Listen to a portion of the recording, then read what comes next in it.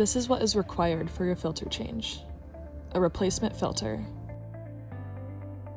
a provided filter key. To start, insert the filter key into one of the filter keyholes on the collar and rotate clockwise to loosen. Once loosened, the collar can then be hand-turned off. Remove the canister from the housing. Insert filter replacement into canister. Once aligned, lift the canister from the bottom and thread on the collar by hand, rotating counterclockwise to tighten. Once the collar is hand tight, use the filter key to tighten the collar a little further. Be sure not to over-tighten. Here are some things to keep in mind. Do not cross-thread the collar when tightening. If you feel a sudden resistance, a grinding or biting sensation, immediately unthread the collar, inspect the threads, and try again.